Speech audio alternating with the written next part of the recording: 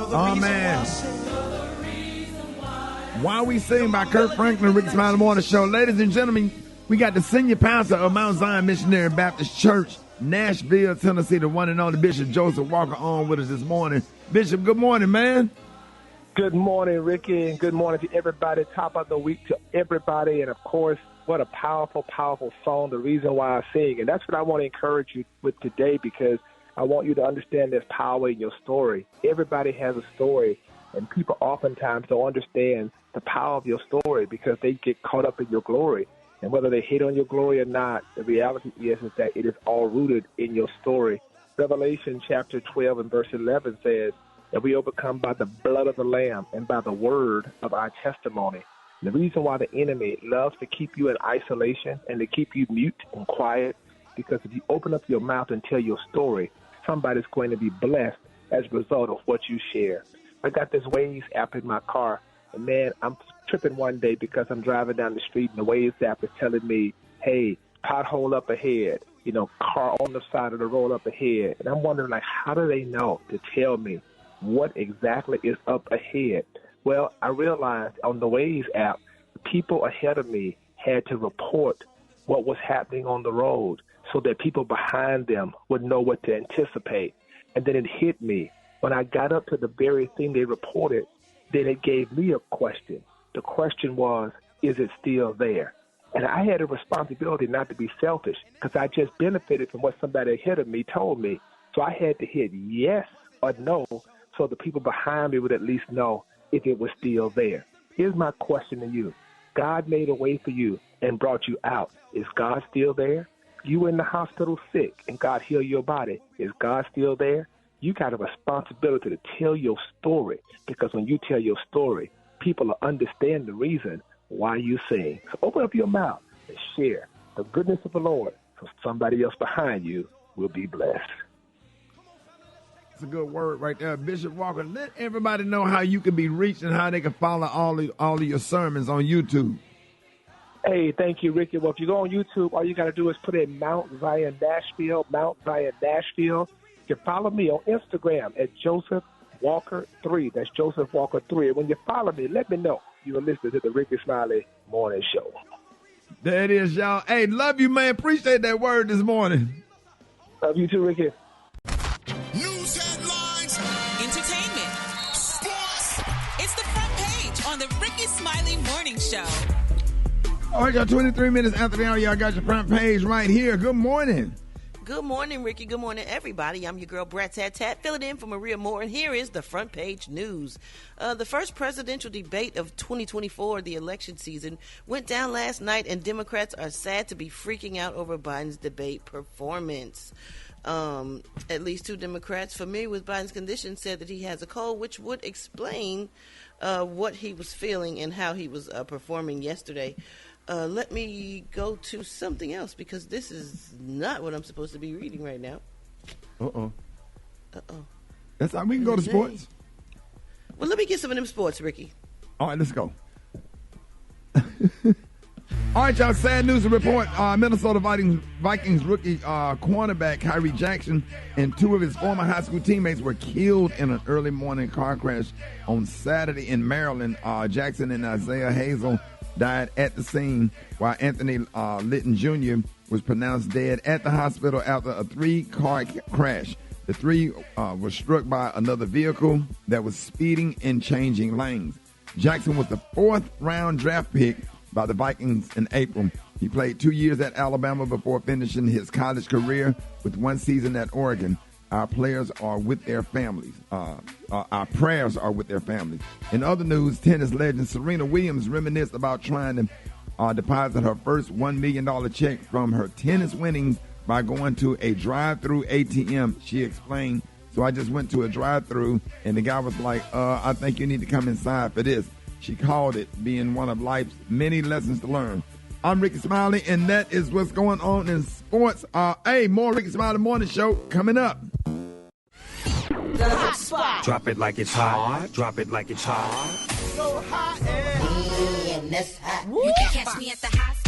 It's the B-R-A-T. All right, Rickey Smiley Morning Show, bottom of the hour. Y'all rooms are selling fast for my birthday beach blowout in Hollywood, Florida. All you need is $500 down to reserve your room today. So make sure you log on to RickySmileyBBB.com to reserve your room today. What up, Brett? What up, Ricky? Good morning, everybody. I'm your girl, Brett Tat Tat, and this is the Hot Spot where we bring you music, movies, and more. So let's get off into it. Despicable Me 4 ruled the 4th of July box office with an estimated 5-day opening of $122.6 million, including a 3-day weekend haul of $75 million. Inside Out 2 finally fell to number 2 in its 4th weekend with an estimated 3-day weekend gross of $30 million for a domestic gross of $533.8 million.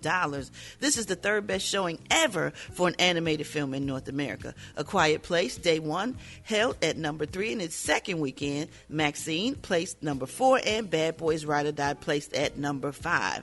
All right, y'all, moving on. Busta Rhymes took the stage at the Essence Festival in New Orleans on Friday and got a little frustrated with the fans who paid more attention to their phones than him. Oh my goodness, here's what he had to say, y'all. Hey, yo, them camera phones too. Let's get back to interacting like humans. Put them weird-ass devices down. I ain't from that era. Excuse me, gentlemen. Thank you very much. I will point every last one of y'all out until y'all asses is up. Right. 33 years of doing this I ain't used to sitting down at my show. I don't give a Right. Right. I totally agree. It's so annoying. Ooh, ain't it annoying? Do you know how hard it is to perform and you trying to connect with the audience and everybody looking down at a screen or on live or I don't, it's just weird. It is. It is. I love the shows when they make you lock your phones up. Love those shows. Yeah, because then they can pay attention to what's really going on and not pay attention to just the phone. That's crazy. I agree with them. Also, y'all fans at the Essence Festival this weekend, Lil Wayne joined this former group, the Hot Boys, on stage for a long-planned reunion at the festival. Well, kind of like sort of, because, however, Lil Wayne only came out once BG, Juvenile, Manny Fresh, and Birdman were done. Now, Weezy performed a 20-minute set without his former bandmates, producer, and label boss, who then came back to the stage after their final song after Wayne left the stage. So it was a great show, though. I was there and it was amazing, but it was weird not seeing them all on stage together. Right. Yeah. All right, last but not least, y'all, less than a month after Justin Timberlake's driving while intoxicated arrest in the Hamptons, New York, he's opening up in a new boozy business. He's opening up a new boozy business in St. Andrews, Scotland. He's partnering with golf legend Tiger Woods to expand their popular New York City-based sports bar. Okay, a high-end T-squared social, St. Andrews is known as the home of golf and attracts large numbers of tourists drawn to its ancient and exclusive courses. Now, the new swanky bar will be an experience filled with a range of cinema, dining, and entertainment, including bowling, darts, and sports and simulators. The duo's new project will start construction in less than 3 years, and the bar is projected to create 40 to 45 new jobs. Now, their announcement comes after Timberlake's arrest when he failed the sobriety test and the breathalyzer test. So, y'all think he got a little tipsy and got pulled over to promote his new situation? Probably so. Okay. That wouldn't be too smart, but whatever. All right, y'all, we're going to wrap up the hot spot on that note, but coming up next, we got Roxy with the man law violations. Up next on the Rickey Smiley Morning Show. Special K, what up? Man, what it is it's a little early for breakfast, but it's never too early for a big, hot, steaming bowl of that thing they call toxic masculinity, but I like to call it Man Law Monday. So let's get into it. Super Day, yeah, boy, I like when I ain't got to ask for it. You already got it ready. That good toxic music. Let's start with this one, fellas. And if you spend the night with a woman for the first time, listen up. You cannot spoon with her and you be on the inside of the spoon. You got to wait till you've been in a relationship for a while. You can't ever be on the inside. She got to be on the inside of the spoon. You can't be the one getting spooned that first time. Now, if you already laying over there and you wake up, she over there. That's different. Yeah, because that's setting a weird tone. Okay. Also, if it's your first time spending the night with a chick, you cannot go to sleep bucket naked with your socks on. It's just, come on now. Take them damn socks off or put some drawers on. Kind of sheets, if she got that little low count sheet. Well, first of all, okay, let's address that. If she got less than 400 thread count sheets, you don't need to be spending the night anyway, because it's probably gonna be, drama in the morning. You go downstairs and her uncle and her brother and all them other dudes sitting down there. No, don't do that. Fellas, you cannot blow your nails after a manicure. It's okay to get a manicure, but you can't be blowing on your nails. Just you cannot. Let them dry up under the little light and go on out there and get in your car. Don't be sitting there blowing on your damn nails. You ain't lying. And if you're at church, and we all love the Lord, if you're at church and it's time to pray, here's what you can't do. You can't hold hands with another man if it's just the two of y'all alone on that row. That's stupid. That is not stupid, Gary. If you with the Lord. No. You hold your hands together in front of you and pray. But you don't hold hands with another dude if it's just the two of y'all on the row. Hold hands. And if the spirit hits you, you can cry, but you can't have a Baptist fit. You can't just start shouting. You just can't. No. You can't have. You can shout. You can. Kind of like hold up both your fists and go yes, like at a football game. But you can't have no Baptist fit like your grandmama. You can't. You know what else you can't do? You can't lay on your stomach on the couch and talk to another man that's in a chair across the room. You don't need to be. Okay, cornmeal. And see, that's why you be in here for so long like you do, because you don't take no list. Okay, look and see if I got a coupon for some of this tissue right here. Okay, I don't see it nowhere over here. Okay, wait, you moving too fast. I need to make sure I got a coupon for it before you put it in my bucket. And I do not take it out. And what I need is some pinto beans. Get the oatmeal. I got a coupon over here for the oatmeal. Yeah, I don't see it. That look like Pearl over there. Is that Pearl? Well, if it's not Pearl, it's Pearl's hair. Pearl! Okay, don't let me leave out here without getting no pantyhose. I'm gonna need some for Sunday service. Okay, hand me some of those saltine crackers down there. Okay, now what I need is a good watermelon. Okay, grab me 2 cans of that chili with the beans. Yeah, them beans fill you up quicker. Excuse me, hello. How are you? Do you work here? Okay, where are the cornflakes? Look like y'all done moved everything. Okay, what she say my total was? All right. Hold it! Half man, half woman. It's Gary. I wanna hip you to the T. It's Gary, baby. All right, time to Rickey Morning Show. It sold out last year, so make sure you hurry up and book your room for my birthday beach blowout. It all goes down August the 9th through the 11th at the fabulous Diplomat Hotel. All you need is $500 down to reserve your room and to get into all of the events. Reserve yours now at RickySmileyBBB.com. What up, Gary? Good morning, Ricky. Good morning, America. Good morning to you. It's Monday, a beautiful, beautiful day in the neighborhood. And here's what's happening in celebrity news, y'all. Juanita Benoit Jordan, y'all, the beautiful ex-wife of Michael Jordan, y'all, is speaking out, honey. She's denying the report, y'all, that she was carjacked by 2 black males who stole her beautiful Rolls Royce, gun, and a wallet. Now, according to reports, they're saying Ms. Benoit tweeted that they were saying that she was the victim of a carjacking outside of her Chicago mansion over the weekend. Well, Juanita said that's a lie. She said, honey, first of all, she said, I don't even live in Chicago. She said, I don't drive a Rolls Royce. And she said, if I owned a Rolls Royce, she said, I would have had a driver and security. She said that, and she said that would definitely be, security would definitely be strapped.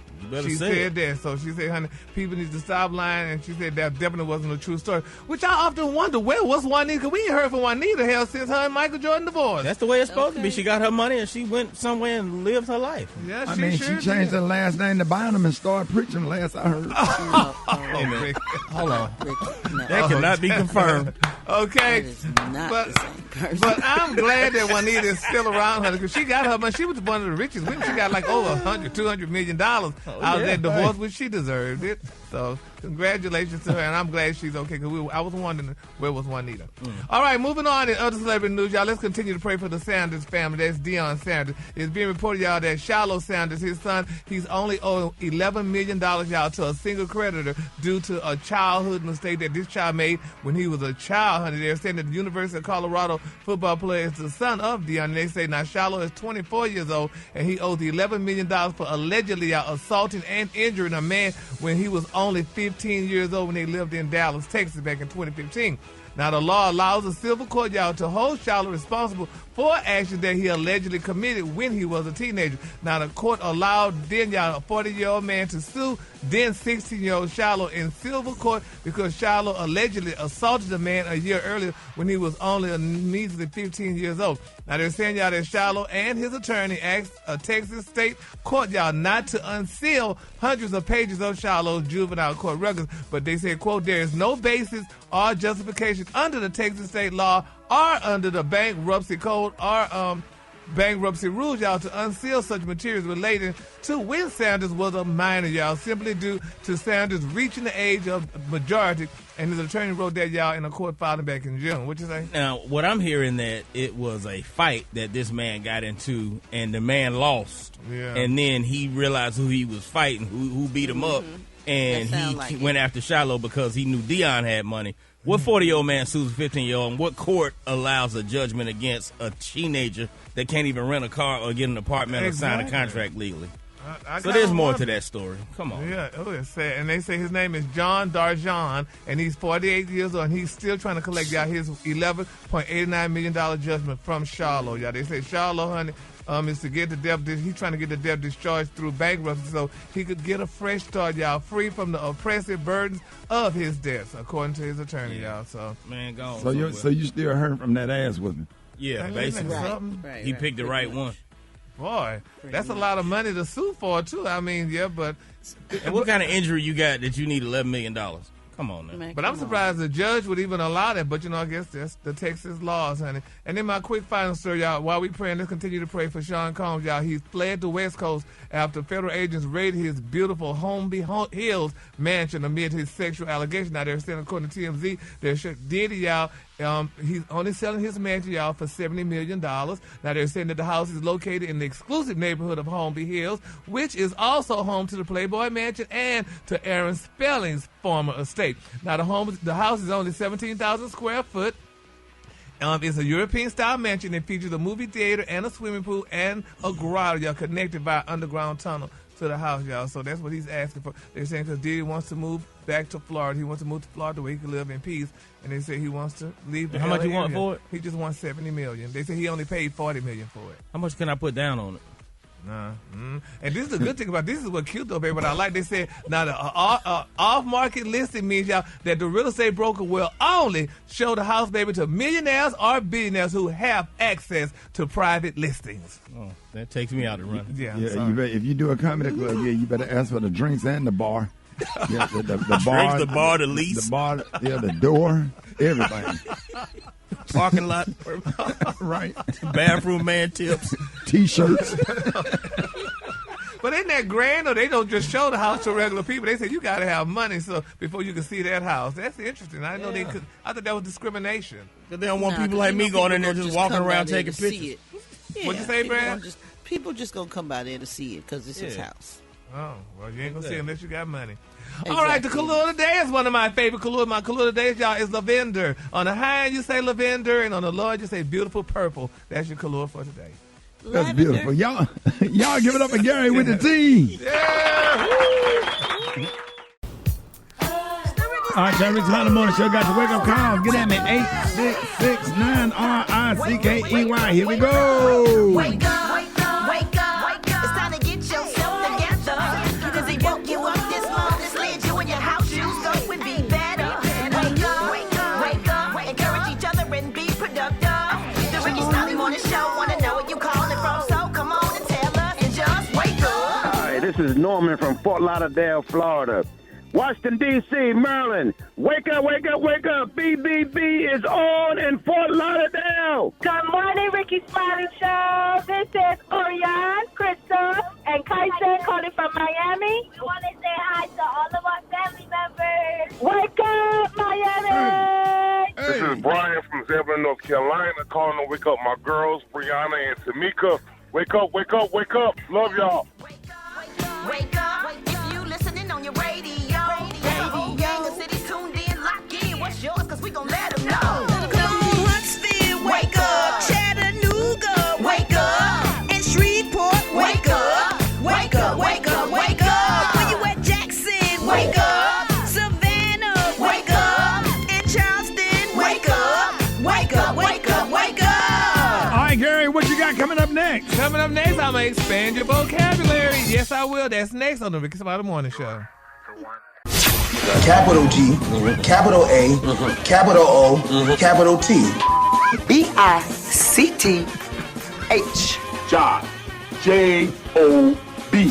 It's time for Gary's Word of the Week. And you That's know right, this, y'all. It's time man. to expand your vocabulary with the word of the week. Each week, Gary gets to showcase one of his new favorite words and give its definition, spelling, and how to use it in a sentence. Gary, what you got this week, sir? All right, Ricky. This week's word is interrogatories.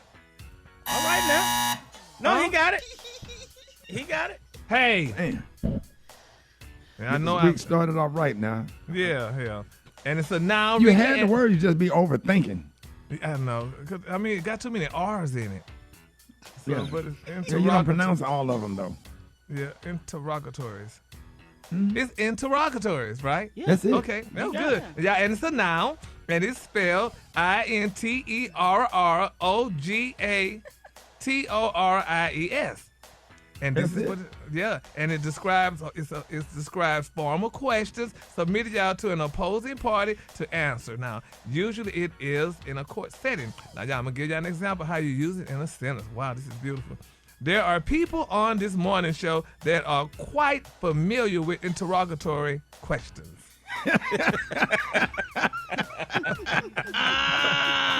People, Gary, really? Boy, that's shady as hell. You know when I found that word just to throw some shade on everybody that's been locked up on this show.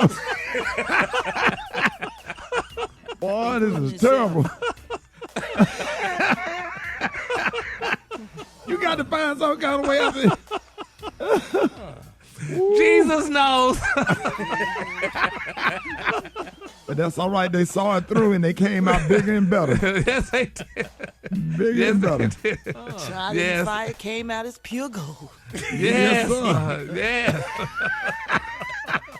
All right, y'all, you heard it this week's word of the week. What is it again, Gary? Interrogatory. Yeah. Interrogatory. Black Tony, what's up, man? Hey, Shawty, I'm just letting you know if it's offensive, Shawty. I don't care nothing about your little regular radio show or your little regular job. I don't need it no more, Shawty. I don't need it no more, Shawty. Whatever. I'm getting money out here in these streets. Me and Pancake done cranked up a whole new business right now. Every Monday and huh? We was talking. We was having a conversation about like trying to sit down and have a conversation. What kind of agreement we could come up with, man. Ain't nothing to talk about right now because I'm at my other job right now. I'm at my other work right now. Hold on. What you doing? It's gonna be my turn in a minute. Hold up, huh? It's gonna be my turn in a minute. What you doing, Black Tony? Shawty, me and Pancake scripting. We scripting at the old folk home, Shawty. We done came up on a lit, boy. The first week of the month when the old lady get their check, Shawty, we script at the old folk home for the old women. They that ain't right. Yeah, they got us up in here in their little break room, Shawty. We killing it too. Hold on, Pancake got that now. Hey, go ahead, Pancake, kill it, boy. Hey, hold on, it's finna be my turn. Hey, what's your stripper name, Black Tony? Black Tony. Hold on. It's my turn right now. I gotta get ready to go out there on the floor. Hold up. What you stripping to? Shake what your mama gave you. Hold on. Yeah, I'm finna hit the floor right now. Hey, boy, I hit you up. I made $600 last week, boy. What the hell you talking about? Yeah. Y'all going to hell for taking all the old people money. Huh? Hey, man, them people have to buy their prescription drugs with that money, bro. We don't care nothing about that. We taking all the old women money, bro. You don't care about this. These folks don't have their hypertension medicine. This lady, 87 years old, gave me her whole Social Security check last week. What the hell? How the lady gonna get? How's she gonna get her prescription drugs and all that stuff? Well, she might pass out, but she gonna pass out happy. I hit y'all up tomorrow. I gotta go get their money. I'm gonna let you. Hey, don't be in there hitting them old lady. Don't hit now. Don't hit. If they want to give her that whole check, yeah, it's all on the table, son. Hold it! Half man, half woman. It's Gary. I wanna hip you to the T. It's Gary, baby. Rickey Smiley birthday beach blowout going down August the 9th through the 11th in Hollywood, Florida. The Diplomat Beach Resort, 4 diamond rated by AAA. Relaxation, pool parties, Greek festivities, much more inspiration. Everything's all going down. All you need is $500 down to reserve your room. Make sure you go to RickySmileyBBB.com. All right, y'all, you're running out of time. It's about to sell out. RickySmileyBBB.com. What up, Gary?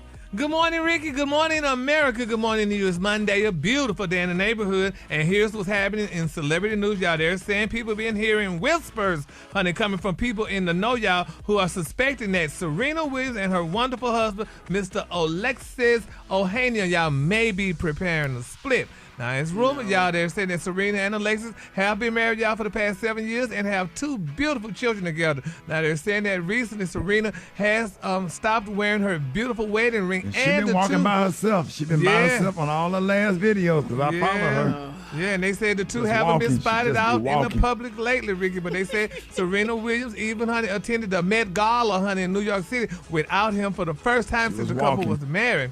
Yeah, she been walking. They said now Serena and Alexis share those 2 beautiful daughters, but they're saying Serena did not even offer a tribute, honey, to Alexis, honey, on Father's Day, y'all. They said instead she posted some kind of cryptic message about being alone or whatever. But, honey, I guess Alexis heard that. And they say, baby, he's shutting down those rooms right now. He put a picture out with he and Serena spotted, honey. Looked like they were at a store somewhere. And they said he was definitely prominently displaying his wedding band, honey. They said, so, honey, y'all can stop all that rumor. Because he ain't leaving Serena and Serena ain't leaving him. There you go. And, you know, and I think Serena would be a fool to leave. You better keep him. Yeah, and she better keep him a rich white man with all that money. Hell, she was with Drake and all them alleged. They didn't do nothing but play with her and stuff. They didn't marry her. So stay with Alexis, honey.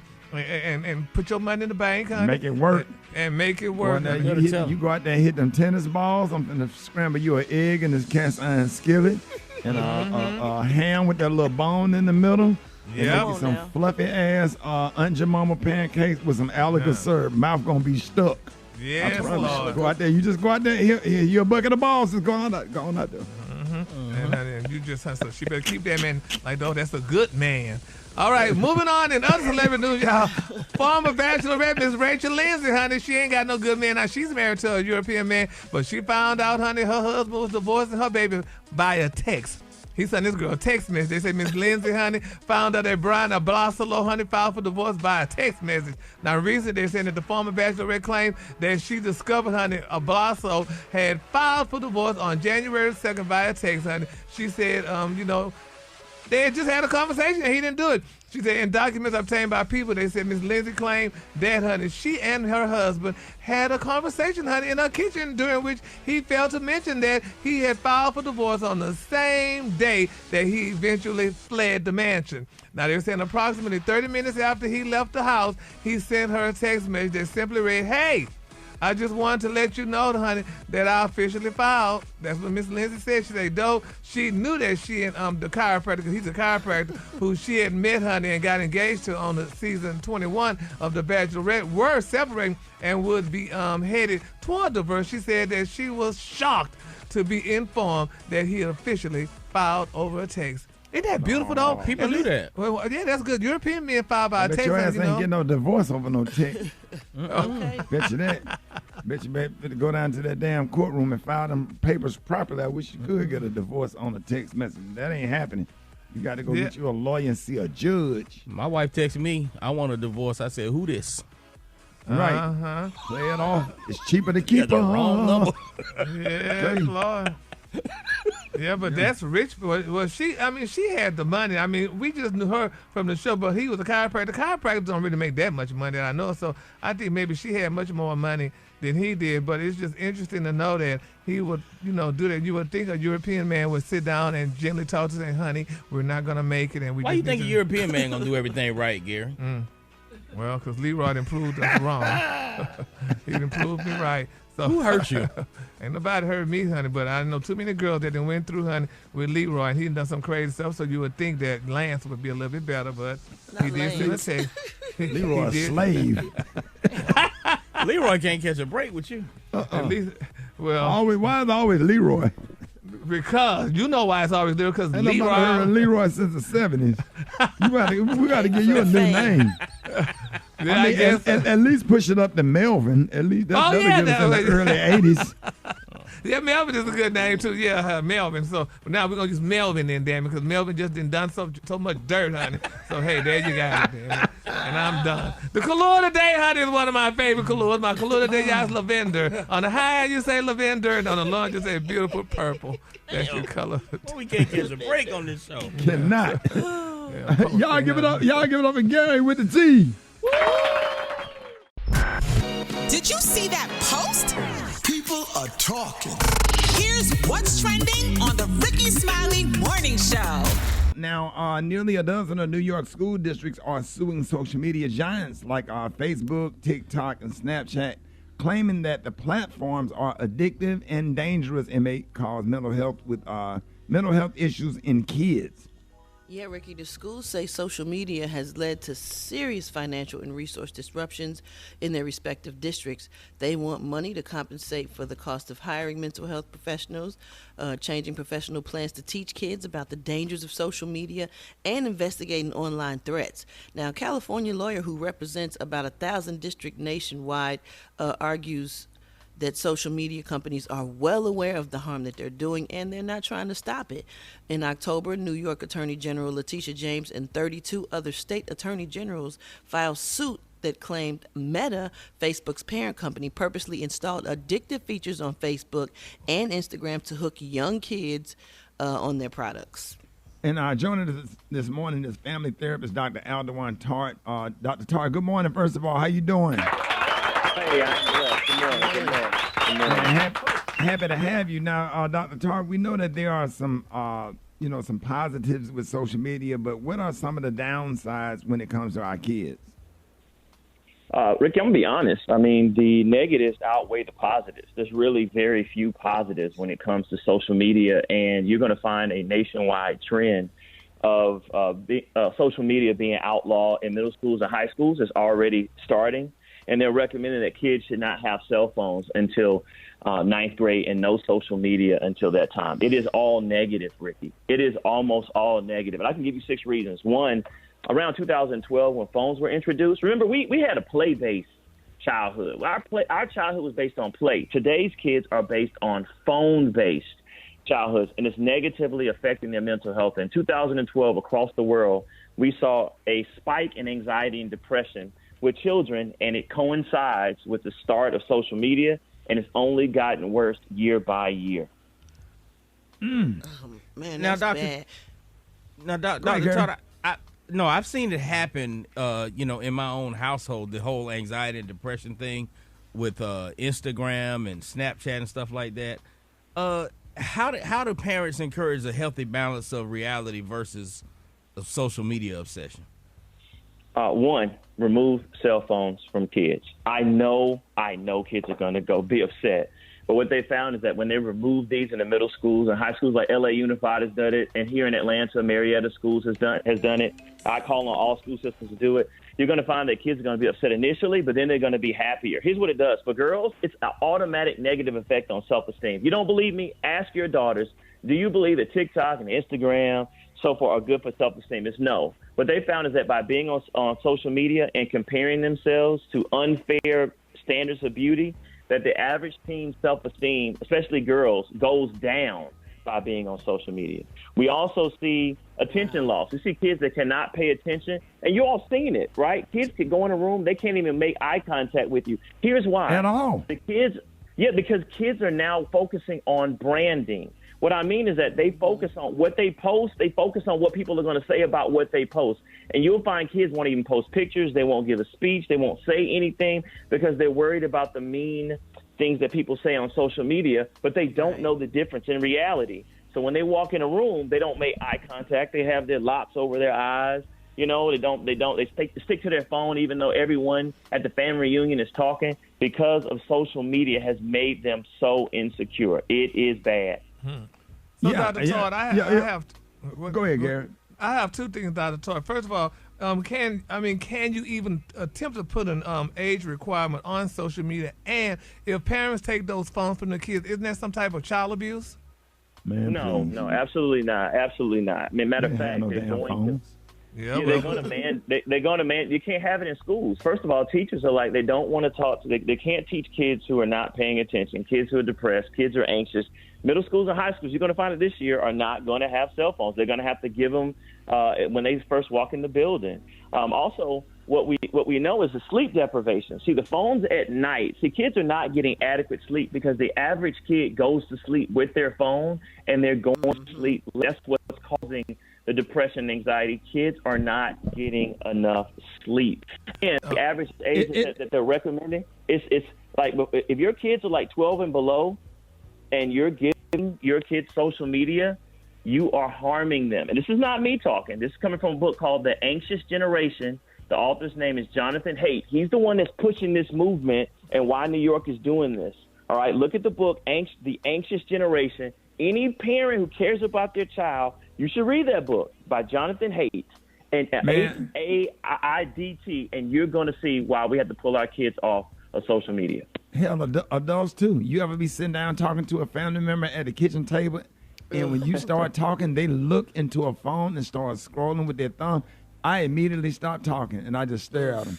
He said, no, go ahead. And I said, no, I'm waiting on you to get through with whatever you're doing in your phone. Then they get like they'll and then slam the phone down on the table like you bought. Well, we don't have to look in your phone, bro. You don't have to talk to me. Well, when you look at the phone, it's dopamine. So, like, that's what they're saying. They know how to make us addicted to the phones. This is a formula. This is not random. They know how to make it addictive. As adults, we'll look at our phone. We're doing nothing. All right, it's because of that dopamine hit to the brain, which is temporary feeling of pleasure. All right, and so over time, teens become dependent on these dopamine hits, just like drugs. Same way to drugs, nicotine and alcohol. Social media has the same effect on the brain, and social media, they hire people to make the phones and games addictive, and that's why we have to pull our kids off. Yeah, you're going to march them damn tablets back. If you come downstairs to eat, you're going to march every last one of those tablets back upstairs. They are not allowed in my kitchen, at my kitchen table at all. I don't care what nobody say or think or whatever. You just have to say no. But I'm sorry. Go ahead, Gary. But you know, Dr. Todd, and you're saying it, and I asked the room this week. I had a horrible week last week. It was my birthday week, and then I had to go out to L.A. for the BET and all that. But I left my phone in the lift, and I didn't have my phone for the whole week, and I was severely depressed. I didn't know what to do. I mean, they didn't bring the phone back or nothing. I didn't get my phone back till Wednesday, the other day. Well, Gary, what we have to do is phones are experience blockers, and a lot of times our phones are like blankets. I'm not talking about you, Gary, right?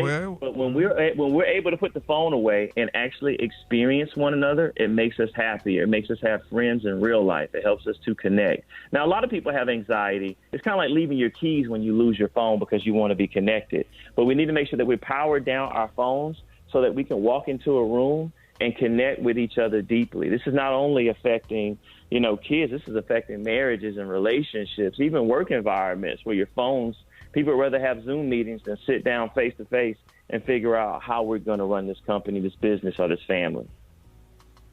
Oh, my God. And you said that you would not recommend getting a kid a cell phone until 9th grade?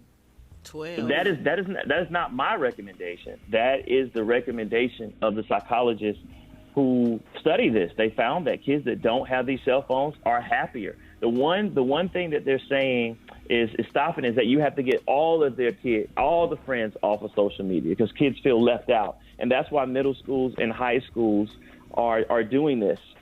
So based on the Children's Online Privacy Protection Act, COPPA, C-O-P-P-A, they're saying that they should require 13 years old to require an account. This is what they're pushing. But TikTok, Instagram, and Facebook are saying no. But they're saying if you want to help kids, do not expose their brains to this until they're at least 13 years old. And they're doing it anyway. And that's why they're going to win this lawsuit. They're going to win it because the data is overwhelming. Like we see record numbers of suicide. That didn't occur before social media. All right, think about it. You get in a fight, and now people are posting on social media. People have fake profiles. They just had where teachers in some state, teachers made up fake memes. I know y'all saw it in the news, and now teachers don't want to report to work because kids are making up these fake accounts. So it's And I have 3 kids, right? And so our youngest is not allowed to have it. Our oldest is 18. We actually pulled it away from her at night, and her self-esteem went up significantly. So these are things that we look into the data, y'all. Just Google it and put it in AI. Should your kids have cell phones? And you'll see the overwhelming data telling us no. And that's why I'm glad that they're forming this lawsuit. If your baby have to choose between a cell phone and them little corn poppers that you push, man, please, it ain't even close, man. It's you watch babies addicted to the phone, like totally addicted. Pull it from them, take it away from them. Tell them no, do not let them have it. They don't have to watch cartoons on the phone. We didn't watch cartoons until Saturday. If you like who you are as a person, give your kids more of what you had as opposed to what you did not have. Is that fair, Dr. Tart? Yeah, time. Kids are missing time with their parents, right? They want FaceTime. They want fun. And think about it. We wouldn't let our kids go down the street 5 blocks over without supervision, but we let them go wherever they want to go on their phones. And as parents, we're just not thinking about that, right? And so kids are seeing things on their phones that they should not see. So absolutely, I'm excited about it. I'm excited this is out. Psychologists have been screaming for this. Parents have been screaming for this. Parents, listen to this. Call the school and ask if they've had conversations about removing cell phones from school. And I promise you, every single school is talking about this right now because the average school is requiring that cell phones be turned in. They're actually selling these little phone pouches and have these systems set up. Parents, call your school and demand it, or get ready because it's already happened, and just wait for the first day of school. Those cell phones are not going to come into that building. But Dr. Tart, one more thing now, if I recollect my memory right, I just saw in the news where they were saying that parents are demanding that their kids bring these phones to school because with these school shootings, they got to have their kids to call them. They ain't shooting them to school every day. Well, not every day, but they said Gary, you're right. It's the parents. The first 2 weeks, they're anxious, right? But remember, we didn't have cell phones, and they have a school phone. So schools are now equipping landlines, right? And schools are having cell phones so that kids can come to the office and call their parents. They can go up to their teacher who has all the cell phones, just like back in the day, and calling them. So the first 2 weeks, it's parents that's pushing back, and the kids are actually happy because they go into the cafeteria, can actually talk to someone versus everyone having on headphones, everyone ignoring them, everyone looking down. And that's why we have record numbers of loneliness, depression, and anxiety because they're not connecting. Think about older adults who live by themselves. We know that dementia and Alzheimer's spikes because of loneliness.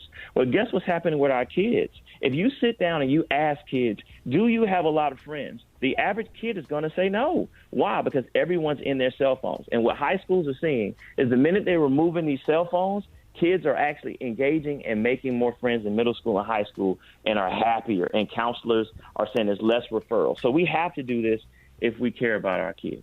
Dr. Todd, thank you for all of that data and that information. That information is so important. And I'm definitely, I was already doing it. I was already anti cell phone, and I have cell phone boundaries in my home. But thank you for the information because I didn't know that.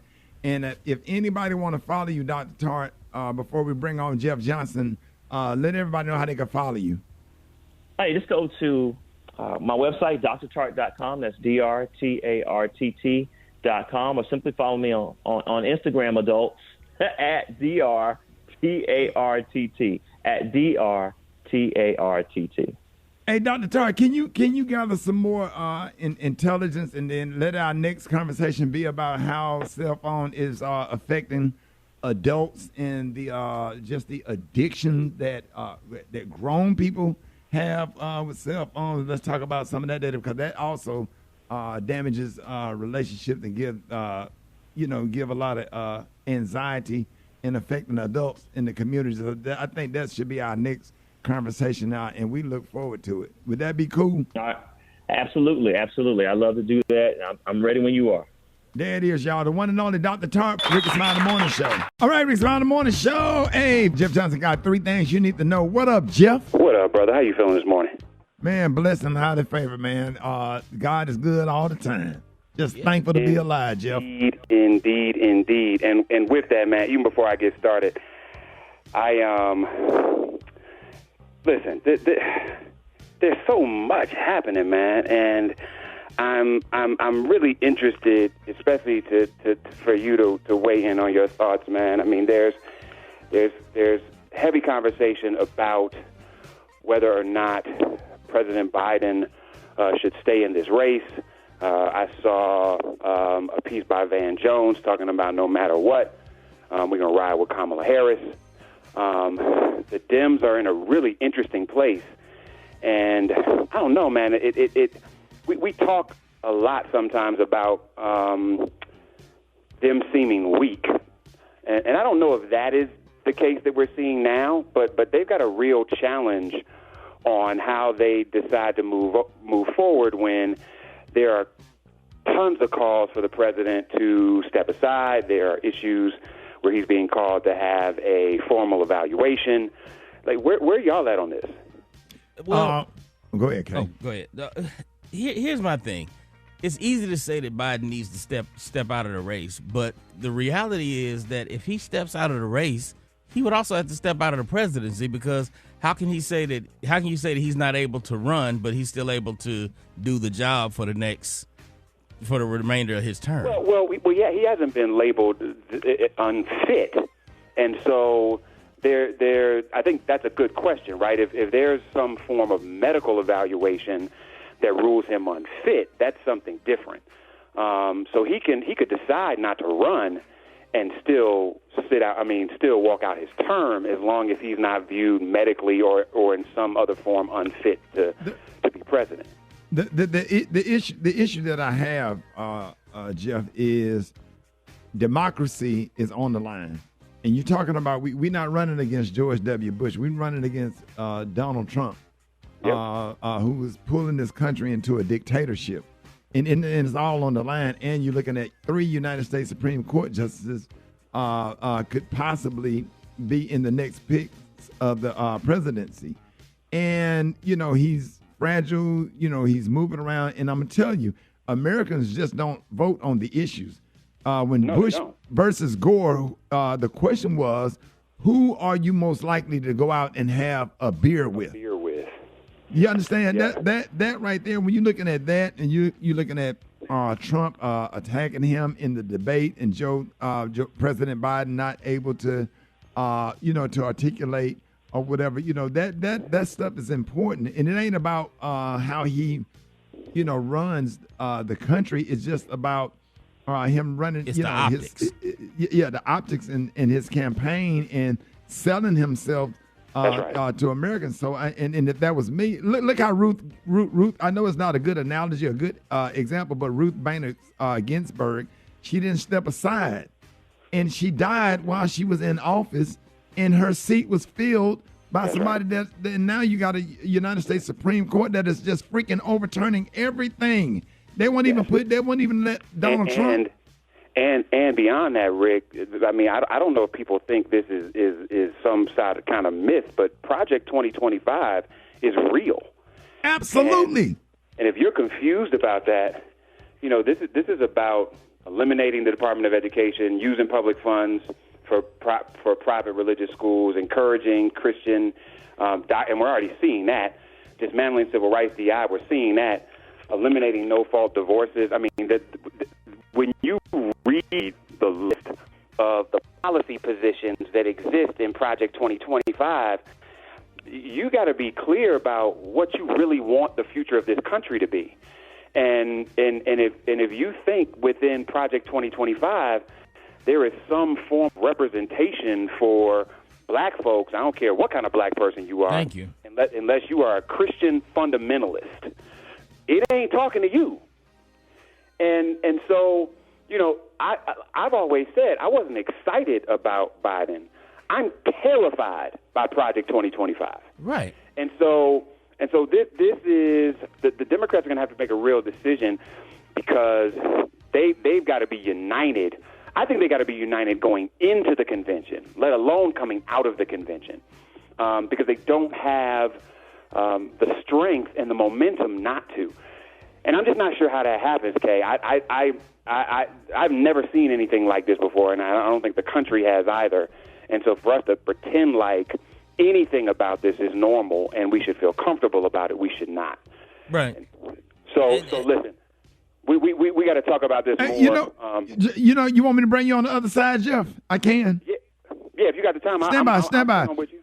Yeah, stand by. More Jeff Johnson up next. Rickey Smiley Morning Show. All right, Rickey Smiley Morning Show. Hey, Jeff Johnson got 3 things you need to know. What up, Jeff? What up, brother? How you feeling this morning?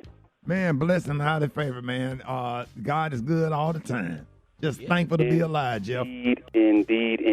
And with that, man, even before I get started, listen, there's so much happening, man, and I'm really interested, especially for you to weigh in on your thoughts, man. I mean, there's heavy conversation about whether or not President Biden should stay in this race. I saw a piece by Van Jones talking about no matter what, we're going to ride with Kamala Harris. The Dems are in a really interesting place. And I don't know, man, we talk a lot sometimes about them seeming weak.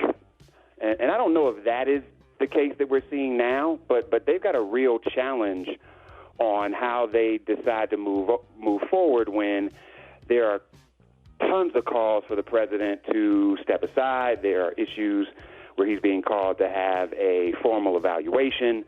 Like, where y'all at on this? Well, go ahead, Kay. Oh, go ahead. Here's my thing.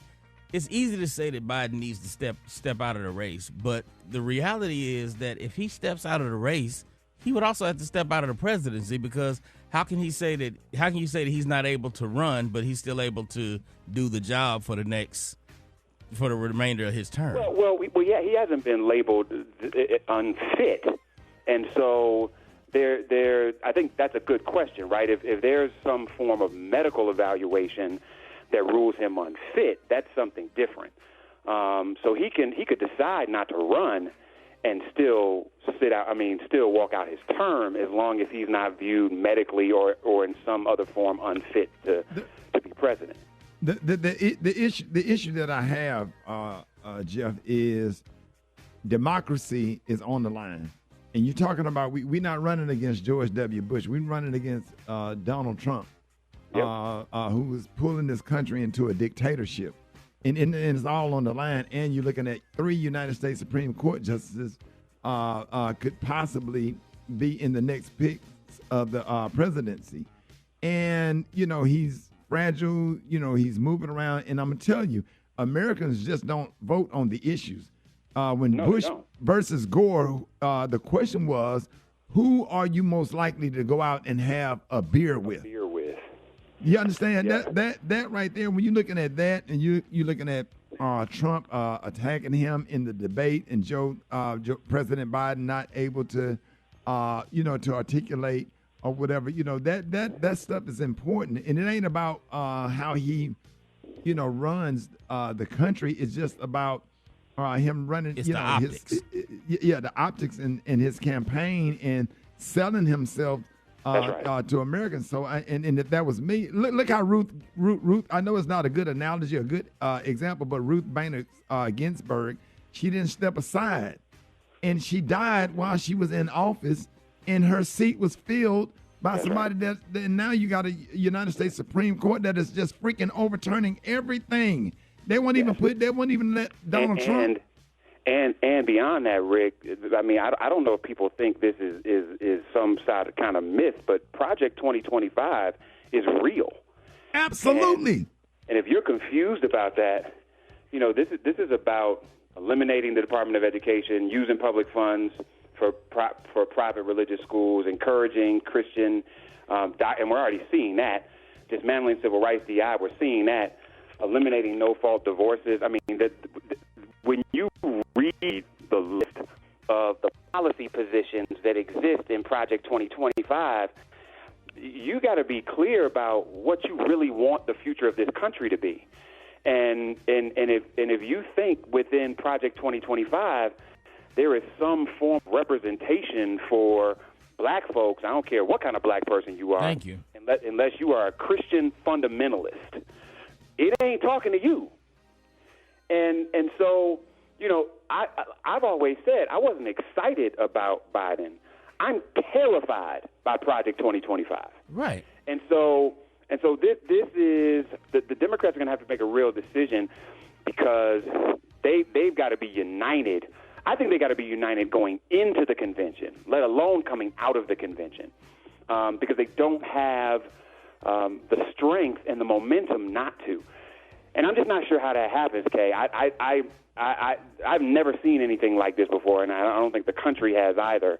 And so for us to pretend like anything about this is normal and we should feel comfortable about it, we should not.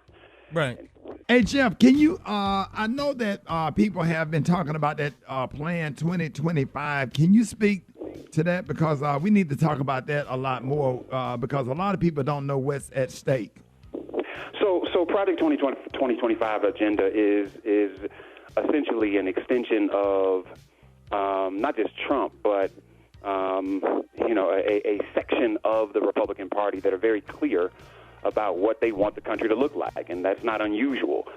I mean, they are clear in saying that these are the priorities, and you can go to Project 2025. They're not hiding it. Yeah, you can Google it. Yeah, it's right there. So it is a political agenda that frames what they want the country to look like. They're very clear about what they want to do within the first 100 days of a Trump administration, and some of these things are on there. So, I mean, it is turning back the time on the country.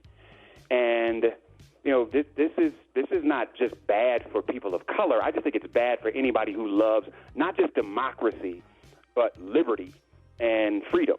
And for a party that talks so clearly about states' rights and the federal government not interfering in the rights of states, this is a direct interference in so many areas of life. And so there's a real clear piece here that this isn't even the traditional GOP.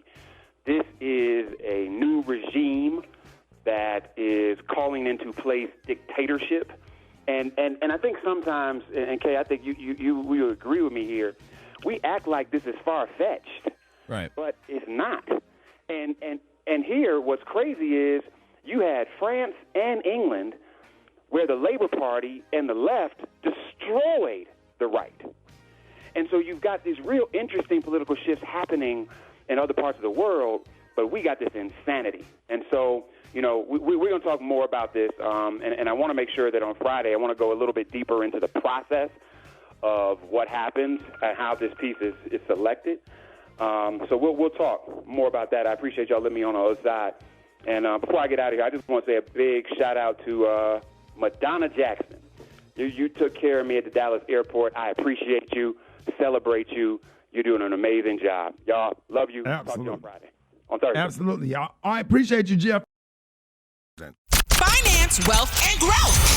It's Money Mondays on the Rickey Smiley Morning Show. All right, y'all, Rickey Smiley Morning Show. Hey, it is about that time. We got the one and only Janai Thornton on with us. We are so happy to have you this morning. Janai, good morning. Good morning, Rickey. Hey, are you in Dallas? Did you go to the Boulé? You know what? I am not in Dallas. I'm actually in Rochester, New York. I had to come home to a family reunion. I missed our Boulé. It's so nice to see all the family. I know y'all played us. I just had to do that. That OJ's. We are so happy to have you this morning. Talking about finances. Millions of students, they're going to be returning to college next month, but many families are still trying to figure out how to pay for college. And today, we're so happy to have you to answer all of the questions about how you can get financially ready for the fall semester. And, now I just want to ask, can parents avoid their kids getting student loans? And Rickey, obviously that's one of the most common questions that we get from your listeners because parents are understanding how much college costs. It's surprising to people, though, that student loans are actually part of a financial aid package. Because you think, you're thinking about financial aid. You're not thinking about a loan being financial aid, something that you actually have to pay back. So listen, it is a little late right now because if people are applying for scholarships, there's only a little bit of money available. However, if it were me, I would be calling the financial aid office and seeing if they have any emergency aid. Your student needs to be contacting their department. So they need to be contacting the chair of their department, their professors. Those relationships are really, really critical in getting connected to that money. So, no, you don't have to get all those loans. And also, Ricky, parents need to be open to looking at cheaper schools. We don't buy houses that we cannot afford. We don't even get approved for those loans. We need to treat college education the exact same way.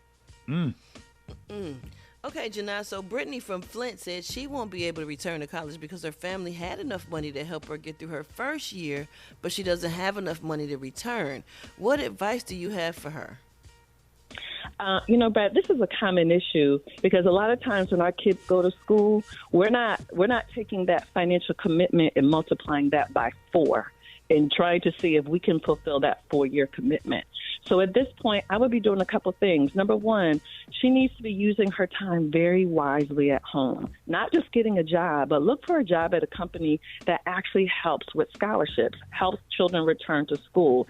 The other thing, too, is, again, be open to cheaper schools. That's really important right now.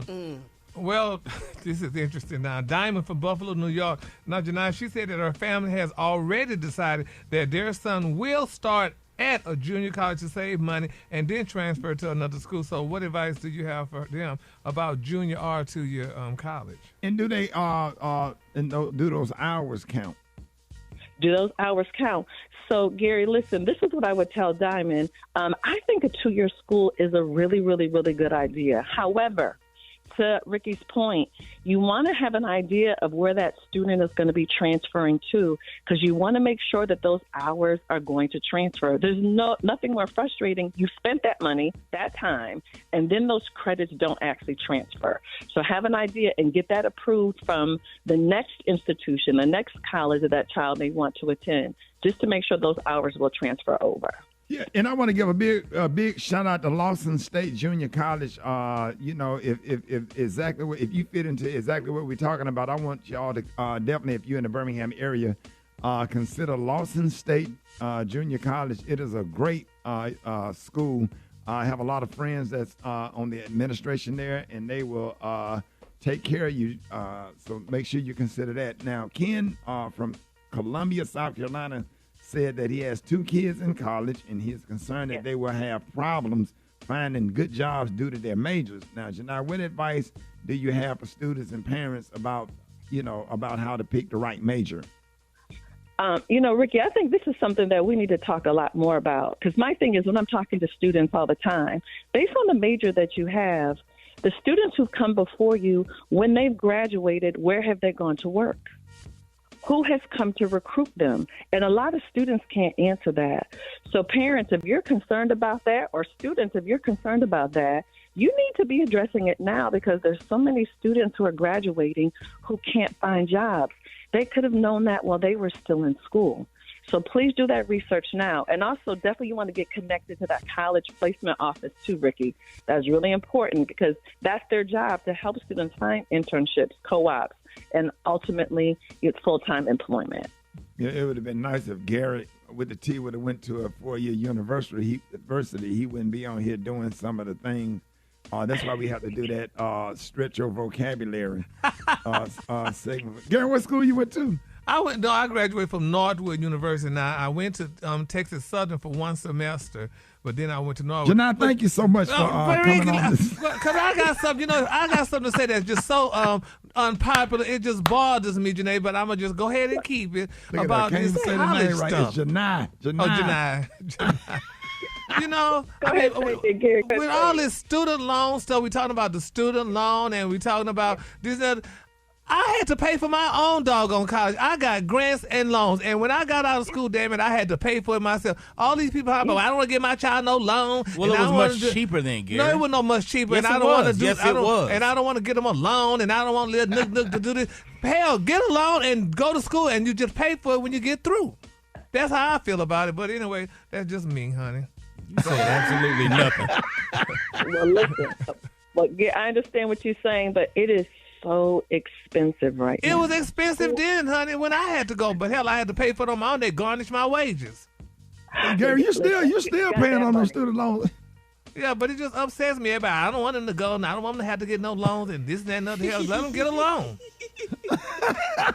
Gary, it was $200 a year when you went to college. Just $50,000 now. Right, be quiet. Should not let everybody know how you can be reached.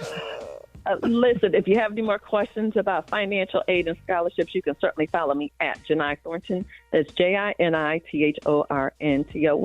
Y'all have an amazing Monday. Hey, you too, Janai. Thank you so much, y'all. More Rickey Smiley Morning Show coming up. News headlines, entertainment, sports. It's the front page on the Rickey Smiley Morning Show. All right, Rickey Smiley Morning Show, 27 minutes after the hour. Got your front page right here, Brett. Good morning. Good morning, Ricky. Good morning, everybody. I'm your girl, Brett Tat Tat, and I am filling in for Maria Moore this morning. And here are your headlines from News1.com. Hurricane Beryl made landfall on the Gulf Coast of Texas early this morning, hitting areas like Galveston with storm surges of over 5.5 feet. Now, there are more than 1 million customers without power. The state disaster declarations were made ahead of landfall in 121 counties. Beryl originally weakened to a tropical storm after causing havoc in the Caribbean, but strengthened yesterday from the hot air of the Gulf Coast of Mexico to a Category 1 hurricane. As President Joe Biden refused to take a cognitive test that would help demonstrate his mental acuity, telling ABC's George Stephanopoulos that the job of the presidency already serves as one. Biden said, "Every day I have a cognitive test with everything I do. You know, not only am I campaigning, but I'm running the world. Every day, there's no day I go through, they're not those decisions I have to make every single day." Biden also said he has no plans of stepping down. Check this out. And if Chuck Schumer and Hakeem Jeffries and Nancy Pelosi come down and say, we're worried that if you stay in the race, we're going to lose the House and the Senate, how will you respond? Well, it's like, they're not going to do that. You sure? Well, yeah, I'm sure. Look, if the Lord Almighty came out and said, Joe, get out of the race, I'll get out of the race. The Lord Almighty's not coming down. Yeah, it's a real conversation, though. Okay. It is. It is, but it's not, because there's really no other option at this point. I mean, that's the reality of it. So it's a conversation. No. There's options. Yeah, well, okay. Yeah, that's what the Democratic National Convention is for. There's options. But you don't wait to the convention to change horses in that race like that, because historically that shows that you concede to the other side. Yeah, it's not conceding to that side, but are they trending? Is he trending up or is he trending down? I mean, because you got six. It depends on who you choose to believe. It depends on who you choose to believe. 6 swing states that there's a margin of error in 6 swing states. Right. And it's still too early to rely on polls to say which way this thing is going. I just don't agree. You know. Yeah, it just got me nervous, and it's just something that we should at least be thinking about. Yeah. Or whatever, because you don't want to sit there and hold on to power or whatever and age out or whatever. People don't feel like don't have a certain amount of confidence in you. You know what I'm saying? But if you snatch him down today, you throw Kamala in there, then what do you do with the people who don't want to see a black woman in charge? Or you start looking at some people like Gavin Newsom. Right, and then you lose all the black women that put him in office the first time when they skip over Kamala and act like she's chopped liver, like she don't exist. You can't do that. You can't do it. It's a bad situation. Yeah, it is a bad situation. There ain't no easy answer to it. We're definitely going to argue about it tomorrow. That's good stuff, though. Thank you, Brad. Appreciate that. You're welcome, Ricky. Tell me what's up with them sports. Here we go. Sad news to report. Minnesota Vikings rookie cornerback Kyrie Jackson and 2 of his former high school teammates were killed in an early morning car crash Saturday in Maryland. That's so sad. The 3 were struck by another vehicle that was speeding and changing lanes. Jackson was a 4th-round draft pick by the Vikings in April. Thoughts and prayers are with their families, and so sorry to hear that, or whatever. So sorry to hear that. Make sure y'all keep those families lifted up in prayer. In other news, John Cena announced that he would take a step back from the WWE. The wrestler turned actor star said that he will be a part of one final tour with the WWE in 2025.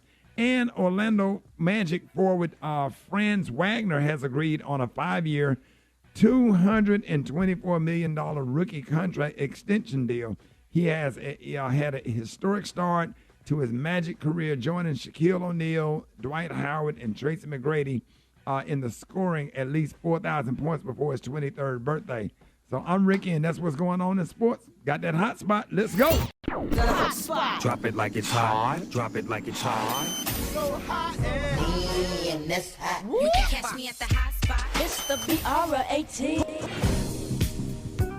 29 before the top of the hour, time for the hot spot. What up, Brett? What up, Ricky? Good morning, everybody. I'm your girl, Brett Tat, and this is the Hot Spot, where we bring you music, movies, and more. So let's get off into it. The Essence Festival went down this weekend in NOLA, New Orleans, baby. And yes, indeed, we had a blast. The Essence Fest is the nation's largest annual celebration of black culture with musical performance. It was Janet Jackson. It was Frankie Beverly and Mays, Victoria Monet, Usher, Tidra Moses, Tank, Dawn Richard, SWV, Jagged Edge, Lil Wayne, the whole Cash Money family. It was crazy. Busta Rhymes, Anthony Hamilton, Ricky and I both were at the Essence Fest, and we had a great time. Ricky, what did you get to enjoy this year at the festival? Somebody fried some hot damn fish and some hot shrimp and some hot French fries. I had sweat coming off the top of my head and my forehead. I was down there promoting the book. It was so hot. But what I got out of it was whoever handed me that plate of fish, some hot fried fish. It was crispy. It was crunchy. I could still taste it. I had no hot sauce, no ketchup for the fries. Didn't need it. It was hot, and I was eating it like a dog eating a hot pocket. You ever give a dog a hot pocket? I ain't have no napkins. There was an old lady handed it to me. She was looking at me when she looked at me over the top of her glasses. I knew that damn fish was finna be on damn point. And that's the only thing. I can't even remember the Essence Festival. I don't remember doing a book signing. I don't remember nothing else. The fish and the shrimp was cooked in the same grease, but I don't know what the hell was going on them damn French fries. And that's, I can't talk no more. God is good. But well, God. I remember it being super duper hot. It was like 112 degrees. As soon as you stepped up, it was hot. We was promoting Kaleidoscope hair products. My wife had wrapped about 20 different vehicles. She had 18 wheelers. She was giving free rides, school buses, sprinters, and all kind of stuff like that. And we was hopping off the school buses. They was twerking and passing out products. And I just knew it was hot, hot, hot. But I enjoyed Usher, and I enjoyed the Cash Money. I enjoyed Young Money. It was a great performance thing going on that day, both days. God, I just want God, whoever that lady was that dropped that fish and that grease, God, may you have blessings on her for generations, her children, her grandchildren, great-grandchildren, and generations to come. Because I felt like in the Bible, when Jesus fed the multitude with 2 fish or whatever, she was some kin to him. You understand what I'm saying? That thing connected. That thing got next to me. I turned to that Bible scripture on the way back. I read that thing. That thing hit me. That thing sat next to me, Brett. That thing was on me. That thing was in my spirit. That fish was hot. So now I can. Now every time I some hot fish and some hot fried shrimp and French fries, I'm gonna always connect that to New Orleans and the Essence Festival. You didn't get the phone number because you know they got good food in New Orleans She now. said she got a landline. She didn't even have a cell phone. They let you know right there that damn fish. She got a house phone. This is Mark Morial, and this is the State of Black America, the Essence Festival, year 30.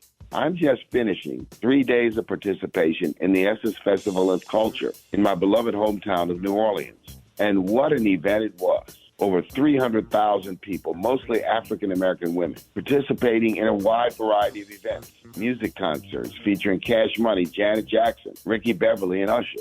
Thought leadership sessions on politics and beauty, economic empowerment, diversity, equity, and inclusion. This festival, a $300 million economic impact juggernaut, is one of a kind. I'm proud to have had an opportunity to participate in the founding of that festival in 1995 when I served as mayor of New Orleans. It is important that 30 years ago, some underestimated the power of African American women. didn't believe that a festival of this type could work or be successful. But Ed Lewis, the founder of Essence Magazine, his collaborator Susan Taylor, its editor-in-chief, and legendary music producers teamed with the city of New Orleans to bring the Essence Festival to life. Today, 30 years later, under Richard Lou Dennis's new leadership and a whole series of New Orleans leaders, the Essence Festival is one of a kind. Black women, that's right, black women with their brilliance and beauty, represent economic and political power in this country. As an integral part of America, what the Essence Festival does is it showcases that political, that economic power, and black women's impact on culture, on beauty, and on all of us. So we celebrate Essence Festival number 30 by celebrating the power of black women. This is Mark Morial, and this has been the State of Black America. Follow me on Twitter, Instagram, and Facebook at Mark Morial, and I'll see you next week on the radio. It's the Rickey Smiley Morning Show.